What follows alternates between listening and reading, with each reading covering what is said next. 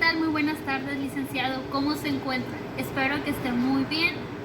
Nosotros lo estamos extrañando. Como ves, se nos ha complicado un poco la participación de los alumnos mediante las diferentes aplicaciones. Esperemos volver a tener otra materia con usted, pero esta vez de manera presencial. Lo digo más que nada de mi parte. A partir de este video vamos a comenzar el estudio constitucional, que hablaremos solamente de la parte dogmática de la Constitución. Comencemos. Para comenzar con el entendimiento de la introducción al estudio constitucional, debemos analizar el nacimiento de los derechos humanos. En un principio la humanidad no se entendía, no tenían un lenguaje igualitario entre todos. Para esto vino la invención de la escritura, medio en el cual empezaron a transcribirse las reglas de cada civilización, algunas cosas que se podían y no se podían hacer, así como se facilitó la comunicación. Esto comenzó en el antiguo Egipto. La idea se extendió hasta otras civilizaciones, como Mesopotamia, entre otras. De ahí hubo grandes invenciones, grandes códigos en los que hasta ahora se tiene la relevancia e importancia, donde quedaron consagradas cada una de sus leyes, como el Código Hammurabi.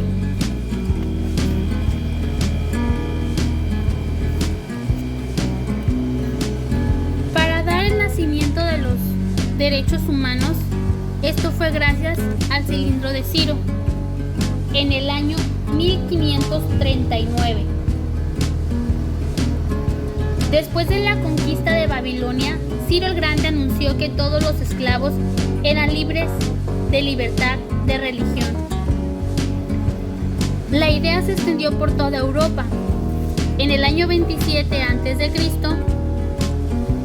Roma le denominó ley natural, la cual teníamos todos los hombres y mujeres esos derechos solo por el hecho de nacer. La idea se extendió por toda Grecia y por toda la India. En Grecia,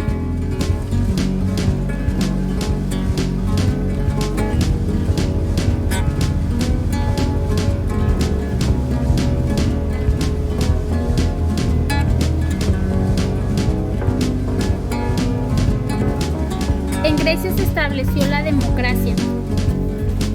En algunos países de Europa empezaron con la aceptación de los derechos humanos, como en Inglaterra. En el año de 1215, el rey dijo que nadie podía invalidar los derechos de las personas.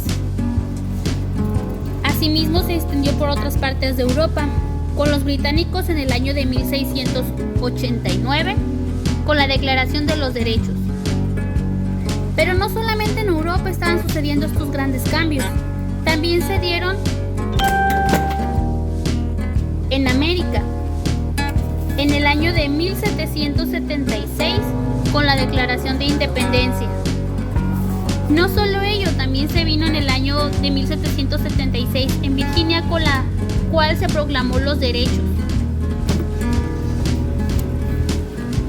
Un acto más importante, de igual manera, fue la Revolución Francesa, en el año de 1789. En el año de 1915, Mahatma Gandhi luchaba por los derechos de los suyos. Él manifestaba que todos gozábamos de esos derechos. En el año de 1919 hubo varias masacres. Entre las más sonadas es la masacre de Amritsar y la manifestación de Sal en 1930. Posteriormente, en el año 1931, se escribió y se firmó el Pacto de Gandhi, donde quedaron asentados varios derechos para los suyos. Un evento que sacudió la tierra fue en el año de 1939, con Hitler. En ese año, casi exterminó a la mitad de la población judía. En el año 1939-1945 fue la duración de la Primera y de la Segunda Guerra Mundial. El día 24 de octubre de 1945 se crearon las Naciones Unidas, dando el comienzo al nacimiento de los derechos humanos respetados internacionalmente por varios países en el mundo. Para continuar, hablaremos de las garantías individuales, que son los derechos fundamentales de los ciudadanos mexicanos que gozamos, pudiendo ser hombres y mujeres y niños. Los derechos humanos son las facultades, las garantías y libertades reconocidas por el Estado, inherentes a las personas. Son los derechos con los que contamos por el simple hecho de ser personas. Para comprender acerca de los derechos humanos en México, es importante recordar la reforma del 2011. Es la reforma más importante que ha tenido la Constitución Federal, dejando atrás la concepción de las garantías individuales para llamarse derechos humanos y asimismo denominarse derechos internacionales de los derechos humanos. Esta reforma implicó también el reconocimiento y principios en materia de derechos humanos, así como el reconocimiento de tratados internacionales de los cuales México ha sido parte. Para continuar, analizaremos las garantías de igualdad, las cuales tienen como objeto evitar los privilegios injustificados y colocar a los gobernados en igualdad ante la ley, las cuales se encuentran en los artículos 1, artículo 2, artículo 4, artículo 12 y artículo 13. En el artículo 1 nos dan el goce para todo individuo de las garantías que la ley otorga. En el artículo 2 viene la prohibición de la esclavitud. En el artículo 4, la igualdad de los derechos sin distinción alguna. El artículo 12, la prohibición de los títulos nobiliarios. Y el artículo 13, queda prohibido el fuero. Asimismo, también vamos a ver las garantías de seguridad jurídica, las cuales se encuentran en los artículos 8, 14, 16, 17, 18, 19, 20, 21, 22 y 23. Estas garantías de seguridad jurídica nos dan certeza de que se debe de tener el gobernado en sus posesiones y en sus cosas. La detención legal debe de ser bajo mandamiento judicial. La prisión preventiva solamente con los delitos que lo ameritan, la eficacia en la impartición de la justicia y la irretroactividad de la ley. Las garantías de seguridad jurídica son los mecanismos mediante los cuales la Constitución garantiza y protege a los gobernados en su persona, familia, posesiones o derechos frente a la autoridad, proporcionándoles a los gobernados la certeza de que únicamente serán afectados tales bienes conforme a los procedimientos previamente establecidos en la Constitución. Ahora bien, hablemos de las garantías de libertad. Son el conjunto de derechos subjetivos para ejercer sin vulnerar los derechos de otras personas, libertades que las autoridades deben respetar, como la educación, señalada en el artículo 3, la igualdad entre hombres y mujeres, señalada en el artículo 4 constitucional, el libre tránsito, señalada en el artículo 11, y la libertad de fe, señalada en el artículo 24 constitucional. Ahora bien, continuaremos hablando de las garantías de propiedad. Las garantías de propiedad vienen señaladas en el artículo 27 constitucional.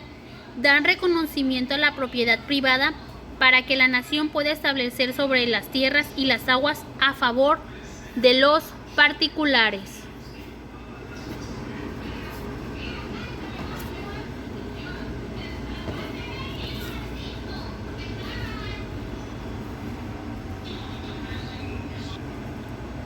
Otras garantías de suma importancia son las garantías sociales.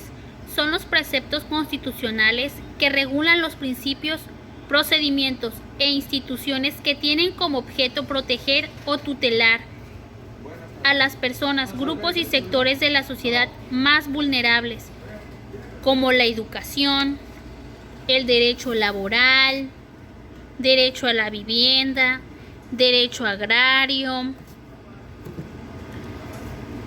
derecho a la seguridad social, protección de la salud, entre otros derechos.